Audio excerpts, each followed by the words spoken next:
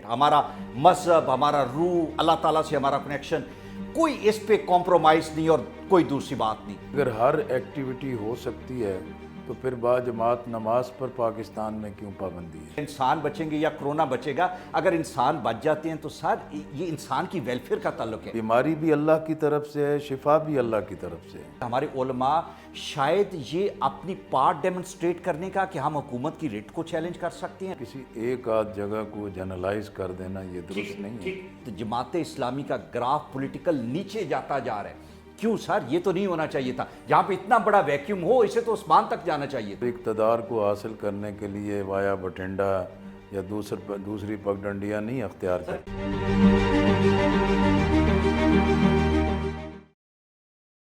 Corona crisis में जो एक बहुत बड़ा चैलेंज पूरी दुनिया में है वो ये है कि लोगों को कोहेसिव कैसे रखा जाए, उनको उनके अंदर जो तंजीम चाहिए, जो डिसिप्लिन चाहिए, वो डिसिप्लिन कैसे मेंटेन करना है।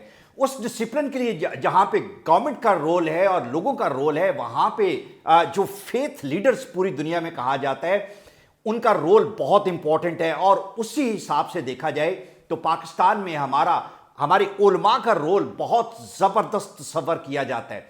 वो डिसिप्लिन हमने कहाँ पे लेके आना है? वो डिसिप्लिन जो WHO की इंस्ट्रक्शंस हैं कि आपने एक मैंडेटरी डिस्टेंसिंग करनी है, उसको इंश्योर करना है। हमने अपनी इबादत करते हुए, नमाज पढ़ते हुए, नमाज जुम्मा पढ़ते हुए, तरावी की नमाज पढ़ते हुए, उसको किस तरीके से इस डिसिप्लिन को लेके चलना है। लेकिन समहाउ द अदर ये चैलेंज पूरी दुनिया में मुस्लिम उम्मा को बड़ा डिफरेंट किस्म का चैलेंज फेस करने को मिल रहा है। उसकी मिसाल ये है कि बांग्लादेश में एक आलिम दीन उनकी वफात हुई, तो हमने ये देखा कि उनके नमाज जनाजा में लाखों लोगों ने पार्टिसिपेट किया। इंडिया में हमने देखा कि वहाँ पे तबलीगी जमात के उलमा जो थे, उन्होंने अपनी एक्टिविटी जब कंटिन्यू रखी तो इंडियन गवर्नमेंट ने कल्पेबल होमोसाइड का चार्जेस लगाए। इसका मतलब यह है कि culpable homicide not amounting to murder, it's a very serious crime. यही चीज हमें बाकी ममालिक में देखने को मिली। लेकिन एक चीज जो अभी रिसेंट हुई वो ये हुआ कि अप्रैल 14 को पाकिस्तान दुनिया का वाहिद इस्लामी मुल्क बना जहां पे मस्जिदों में नमाज पढ़ने और तरावी पढ़ने की इजाज़त दी गई, और दुनिया का हर इस्लामी मुल्क including Saudi Arabia, तुनीसिया, Malaysia, Indonesia, you name any country, तमाम ममालिक में यह कहा गया कि मस्जिदों में नमाज नहीं पढ़ी जाएगी। इसके लिए मुझे बहुत क्लैरिटी चाहिए थी।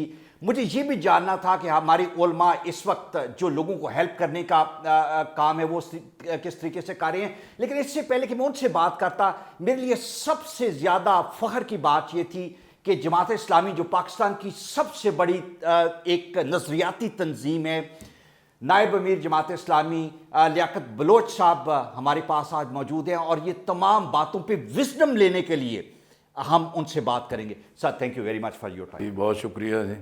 मुझे ये बताएं सर, ये बहुत इंपॉर्टेंट इशू है इस वक्त, और इबादत हमारे नज़दीक बहुत इंपॉर्टेंट, हमारा मजहब, हमारा रूह, अल्लाह ताला से हमारा कनेक्शन, कोई इस पे कॉम्प्रोमाइज़ नहीं और कोई दूसरी बात नहीं। जान बचाना भी उतना ही फ़र्ज़ है। बिस्मिल्लाहिर्रहमानिर्रहीम।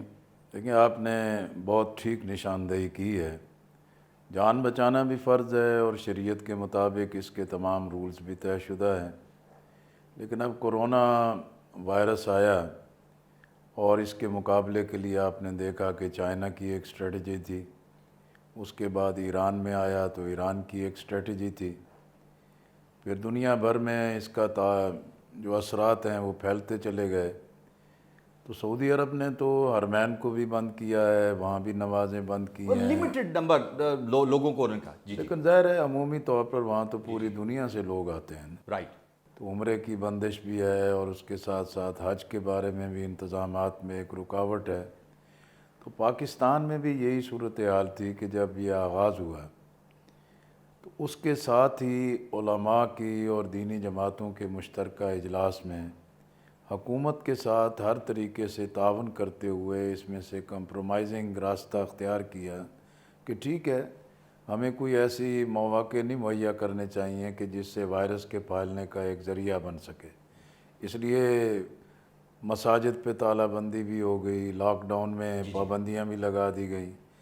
लेकिन जब ये बात ख़ुद प्राइम मिनिस्टर की तरफ से आ गई اور حکومت اور صوبائی حکومتوں کے درمیان بھی کوئی ایک پیج پہ ہونے کا تاثر نہیں تھا کہ بھی منڈیاں کھلی ہیں، بینک کھلے ہیں اور لوگوں کو امداد دینے کے لیے ایک بڑی سرگرمیاں ہو رہی ہیں، اور اسی طرح ایک کنسٹرکشن کا، گوڈز ورک کا اور باقی تمام چیزوں کی رعایتیں دے دی گئیں۔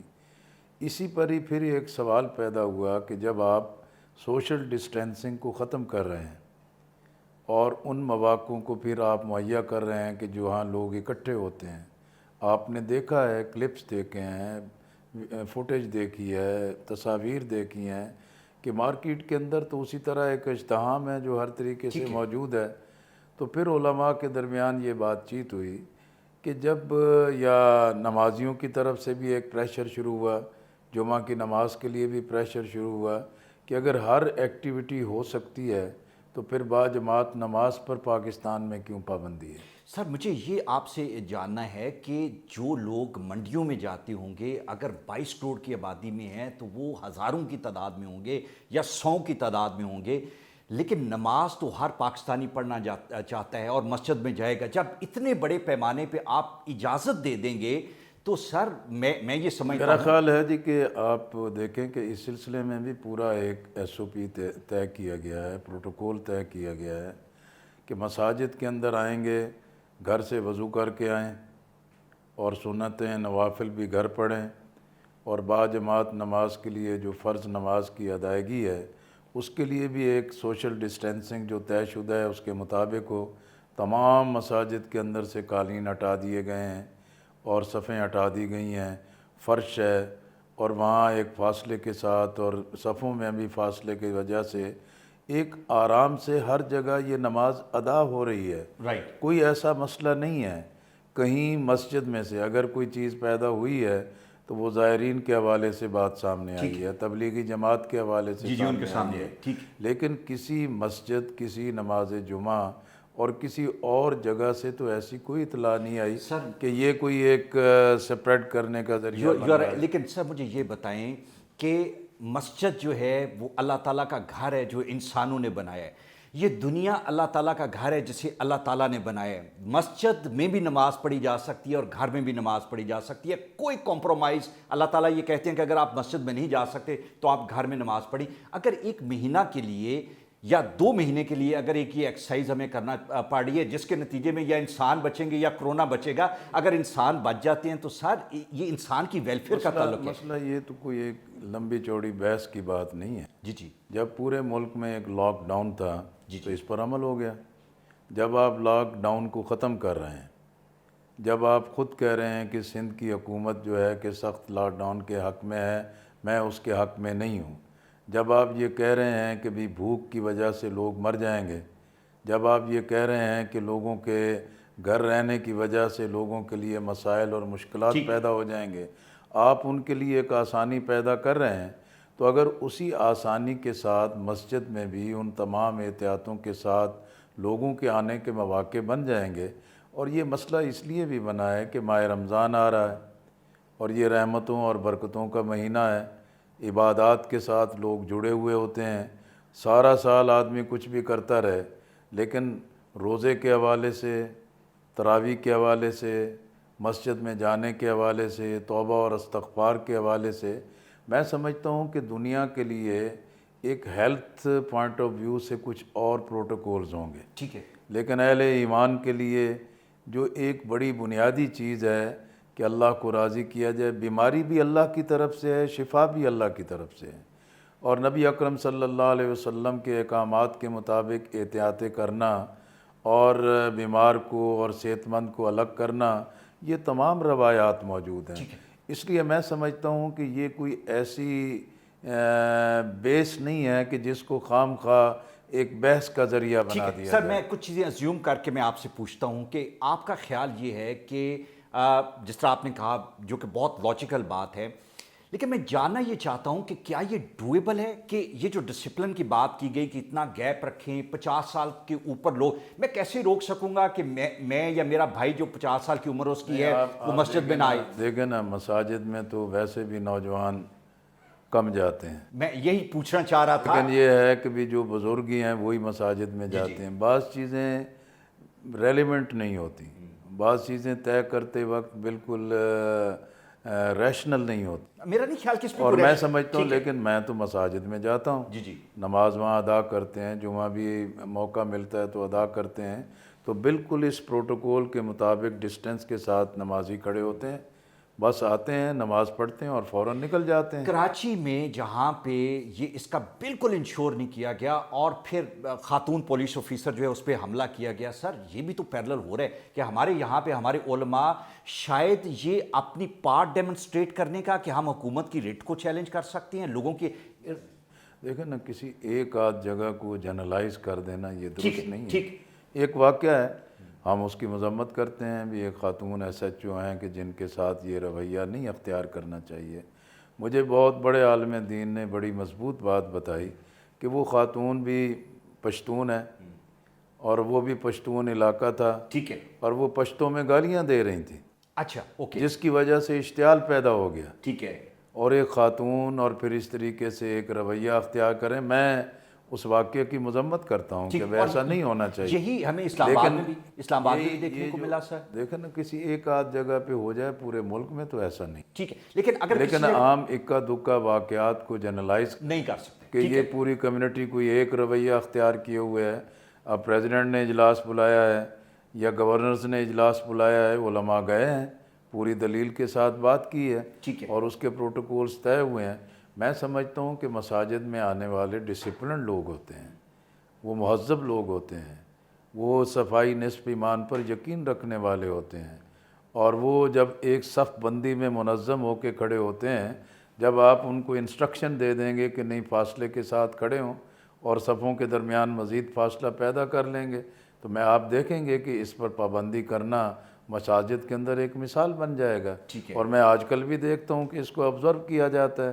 ٹھیک ہے. میں ابھی زور کی اور فجر کی یا نمازیں پڑھی ہیں تو نمازی بالکل فاصلوں کے ساتھ کھڑے ہوئے ہیں، ٹھیک ہے. اور پچھلی صف کے اندر بھی ایک ذرا پہلے سے معمول سے زیادہ فاصلہ پیدا کر دیا گیا ہے۔ علماء کی ذمہ داری بڑھ گئی، بیکاز اگر کسی جگہ پہ ڈسپلن قائم نہیں ہوتا تو شاید کوئی بھی پولیس کا بندہ ہو یا ایڈمنسٹریشن کا بندہ وہ مسجد میں انٹرفیئر نہیں کر سکتا.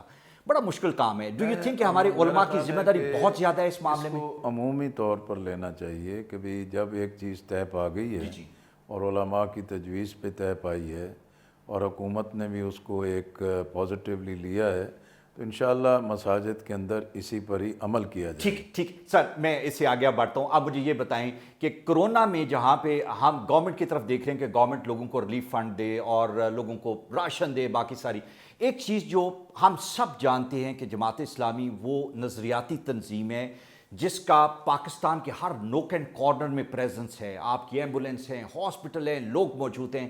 آپ کا لوگوں کے لیے جو کام ہے وہ کس لیول کا چل رہا ہے؟ دیکھیں، جیسے یہ کرونا وائرس کا معاملہ آیا تو حکومت نے تو بہت تاخیر کر دی اور ایک کام کرنے میں، آغاز لینے میں اور اس کو سمجھنے میں کافی وقت لگا دیا، لیکن ہمیں اس چیز کا اندازہ ہو گیا کہ یہ بات اب مسائل کو جنم دے گی، اور لاک ڈاؤن کا بھی اعلان کر دیا گیا۔ پھر لاک ڈاؤن کی بنیاد پر جو ہے کہ جو مسائل جنم لینے تھے ہم نے اس کو اسیس کیا۔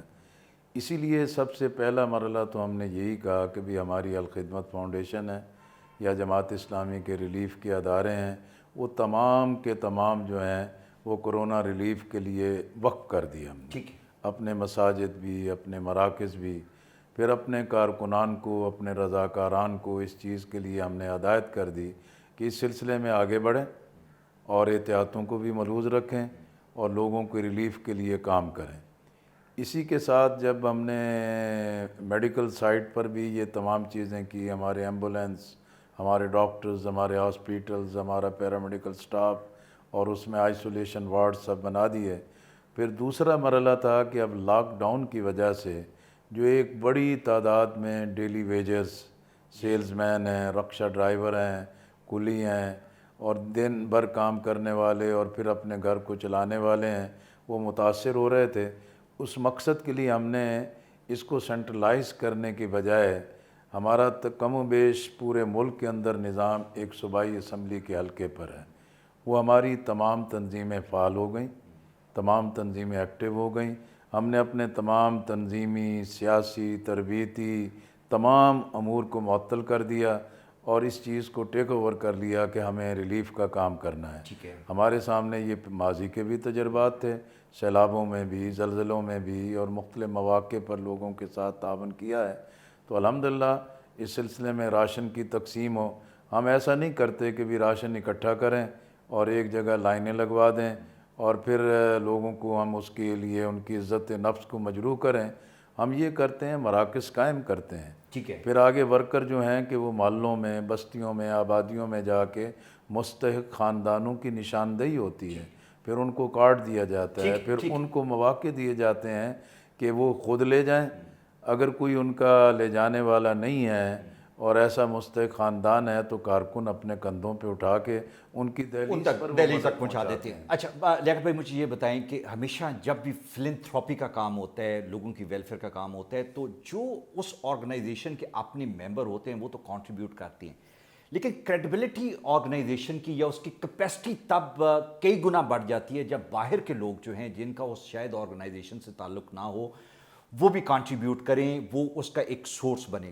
جماعت اسلامی کی کریڈیبلٹی جو ہے اس پہ اٹس ان بلیمشڈ، کوئی بندہ اس کی طرف اشارہ نہیں کرتا۔ ڈو یو تھنک کہ ابھی بھی بہت سارے لوگ آپ کو کنٹریبیوٹ کرتے ہیں؟ لیکن جی الحمدللہ جماعت کی ساکھ ہے، امانت ہے، دیانت ہے، اور اس کا ورکر جو ہے کہ وہ اپنی ذات، اپنے نفس، اپنی خواہشات سے بالا تر ہو کے کام کرتے ہیں۔ ہم کوئی فرشتے نہیں ہیں، ٹھیک، کہیں غلطی کوتاہی ہوگی، لیکن عمومی طور پر ایک ڈسپلنڈ کام ہے رائٹ۔ اور ایک اکاؤنٹیبل ہے۔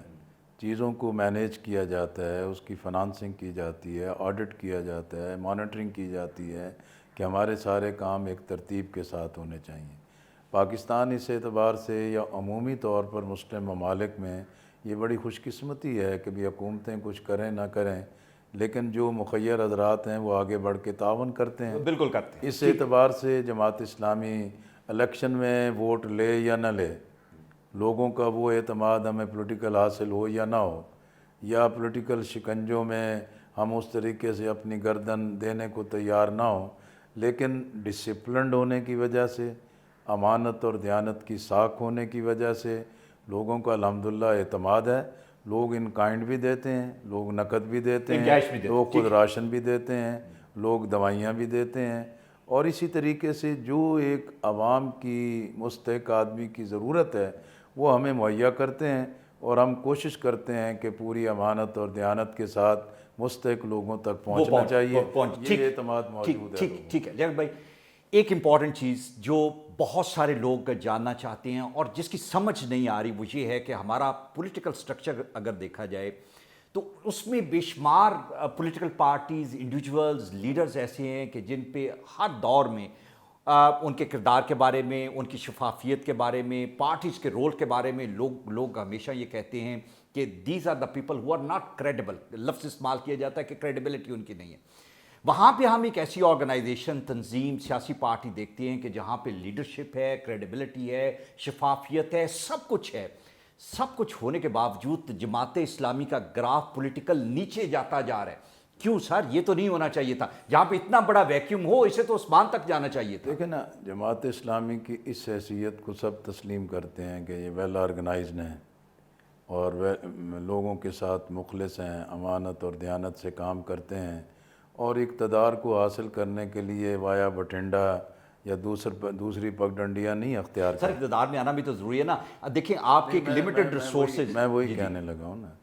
لیکن آپ دیکھیں کہ ہمارے 72 سال میں جو ایک سلسلہ چل رہا ہے، اگر یہاں ملٹری ڈکٹیٹرشپ آئی ہے، فوج نے ٹیک اوور کیا ہے، لوگوں نے سمجھا کہ اقتدار کے تمام اختیارات ایک جگہ مرتکز ہو جائیں تو ملک ترقی کرے گا، لیکن ایسا نہیں ہو سکا، جس کے بے شمار نقصانات ہوئے ہیں۔ پھر یہ ہوا کہ بھی یہاں کوئی شخصیت پاپولر ہو جائے، فور اور اینٹی ایک جذبات پیدا کر دیے جائیں، جس پر آپ نے دیکھا کہ بھی بھٹو کی شخصیت ابھری اور اینٹی بھٹو ایک پلیٹ فارم بن گیا اور ایک پالیٹکس چلتی رہی، لیکن بالآخر پیپلز پارٹی بھی اپنے انجام سے دو چار ہوئی ہے۔ اینٹی پیپلز پارٹی یا اینٹی بھٹو جو ایلیمنٹ نواز شریف کے گرد جمع ہوا تھا، اور جنہوں نے یہ سمجھا کہ یہ کوئی نظریاتی سیاست کر رہے ہیں، وقت اور حالات نے ثابت کیا ہے کہ ان کے پاس بھی ڈیلیور کرنے کے لیے کچھ بھی نہیں، ٹھیک ٹھیک، جس کی شخصی وجہ سیاست سے تھی، وہ بھی نظریاتی معاملہ نہیں، ختم ہو ٹھیک۔ گیا۔ اب اس کے بعد یہ معاملہ پیدا ہو گیا کہ فوجی حکومت ناکام ہے، پیپلز پارٹی کی صف لپٹ گئی ہے، نواز شریف ڈیلیور نہیں کر پائے، تو اب کوئی نئی قیادت اور کوئی نیا پلیٹ فارم ہو، جس کے لیے عمران خان صاحب کی شخصیت کے اندر گلیمر بھی تھا، ایک ماضی بھی تھا اور اس کا ایک ٹریک بھی تھا کہ ہم وہ ایک ابھر کر سامنے آئیں اور یہ تصور پیدا کیا کہ ٹاپ مین بالکل ٹھیک ہو جائے تو سارا ملک ٹھیک ہو جائے گا۔ لیکن آپ نے دیکھا کہ پٹ گیا یہ بھی۔ 2 سال کی مدت میں یہ ٹھیک ہے، فلسفہ بھی پٹ گیا ہے ہاں ٹھیک ہے، اور ناکام ثابت ہوا ہے، رائٹ۔ جس سے پھر یہ بات ثابت ہو رہی ہے کہ یہاں محض ایک فرد نہیں یا محض ایک پارٹی کا سلوگن نہیں، محض چند لوگوں کی مفادات نہیں، پاکستان کو ضرورت ہے کہ ایک ایسی لیڈرشپ جو امانت اور دیانت بھی اور اہلیت بھی رکھتی ہو، لیکن وہ تنہا نہ ہو بلکہ اس کے ساتھ ایک بااعتماد ٹیم ہو۔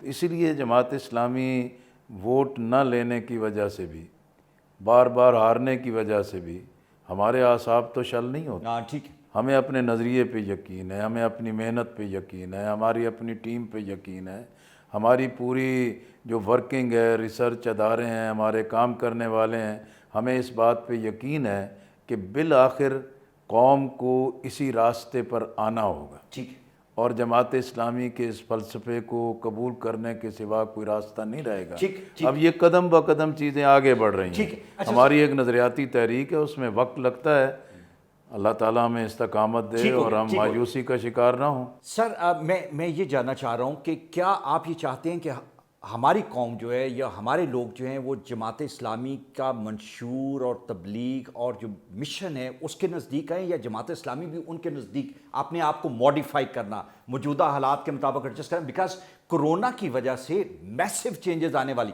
سب سے بڑی چینج جو لوگوں کا تھاٹ پروسیس ہے وہ چینج ہو جائے گا، سوشل جو ہماری اسپیکٹس ہیں اور جو ہماری ایک دوسرے کے ساتھ بانڈنگ ہے۔ میرا خیال ہے جی کہ سوشل ڈسٹینسنگ اور یہ ساری چیزیں جو ہیں یہ تو پتہ نہیں کتنی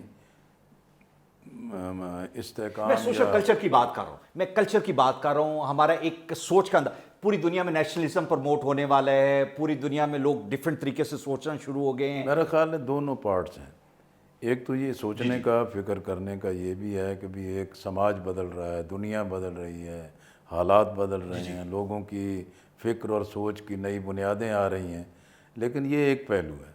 لیکن میں سمجھتا ہوں کہ اس سے بڑا پہلو جو ہے کہ جو پوری دنیا کو تباہی کی طرف لے جا رہا ہے، بدل رہا ہے، جس سے سماج پہ بہت گہرے اثرات ہوں گے، وہ اقتصادی بحران ہے۔ ٹھیک ہے، ہم پہلے ہی ڈوبے ہوئے ہیں، رائٹ، ہم پہلے ہی بالکل دلدل میں الجھے ہوئے ہیں، لیکن پھر ہم قرضے لیتے جائیں، پھر ہم IMF پہ انحصار کرتے چلے جائیں اور پھر ہم اسی طریقے سے کشکول پھیلاتے چلے جائیں تو یہ مزید ہمیں تباہی کی طرف لے جائے گا۔ اور یہ تو رپورٹس بہت خوفناک آ رہی ہیں کہ ہمارا GDP کہاں جا رہا ہے، ہماری گروتھ کہاں جا رہی ہے، اور بالآخر ہمارے جو نیشنل ریسورسز ہیں وہ کس طریقے سے شرنک ہوتے جا رہے ہیں اور بڑا مشکل ہے ہمارے لیے ریوائیو میں کرنا۔ سمجھتا ہوں کہ اس وقت تینوں چیزوں کی ضرورت ہے۔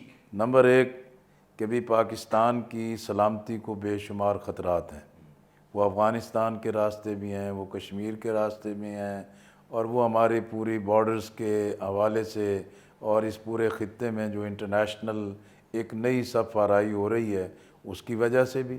دوسرا یہ ہے کہ ہمارے ملک کے اندر جو ایک سیاسی بحران ہے جس میں پارلیمنٹ بے دخل ہو گئی ہے، جس میں الیکٹڈ فورم جو ہے اس کی کوئی اہمیت اور حیثیت نہیں، وہ لگتا ہے ہی نہیں ہے۔ ہماری ٹھیک ہے، لیجسلیشن جو ہے کہ بالکل ایک آرڈیننس فیکٹری کی صورت اختیار کر گئی ہے۔ تیسری چیز جو ہے کہ وہ اکنامک پرابلم ہے، اقتصادی بحران ہے۔ یہ کسی ایک فوج، کسی ایک حکومت کے بس کا روگ نہیں ہے کہ اس کو سنبھال سکے۔ اس لیے میں ایک سیاسی ورکر کی حیثیت سے مدت سے کہہ رہا ہوں کہ ہمارے ملک میں نیشنل پرائرٹیز کے ساتھ نیشنل لیڈرشپ کو اپنے چھوٹے چھوٹے مفادات سے بالا تر ہو کر قومی سلامتی کے لیے بھی، قومی وحدت کے لیے بھی، اور اس ملک کے مستقبل کو ایک نیا رخ دینے کے لیے ہمیں قومی ترجیحات پر اکٹھا ہونا چاہیے، ضرورت ہے جو بالکل نظر نہیں آتا۔ ٹھیک ہے، یہ نہیں کریں گے تو اور تباہی آئے گی۔ بالکل بالکل sir, thank you very much for your time, بہت شکریہ۔ आज बड़ी ज़बरदस्त गुफ्तगू, और मैं ये कहूँगा कि मैं विस्डम इसे इसलिए कहूँगा कि बाज़ औक़ात बेशुमार मामलात हमारे इर्द गिर्द हो रहे होते हैं, डे टू डे बेसिस पे हो रहे होते हैं, हमें उनको समझने की ज़रूरत होती है बिकॉज वो हमारी ज़िंदगियों से मुतल्लक होते हैं, हमारे फ्यूचर के मुतल्लक होते हैं। इट वॉज़ वेरी इंपॉर्टेंट कि हम जो इनसाइट है हमारी सोसाइटी की उसको समझते और एक ऐसी शख्सियत से समझते जिन्होंने सारी उम्र पॉलिटिकल स्ट्रगल और सोसाइटी के अंदर एक कोहेसिवनेस पैदा करने के लिए काम किया। And Jamaat Islami has a very important role that has played in the past and is going to play in the future. Thank you very much.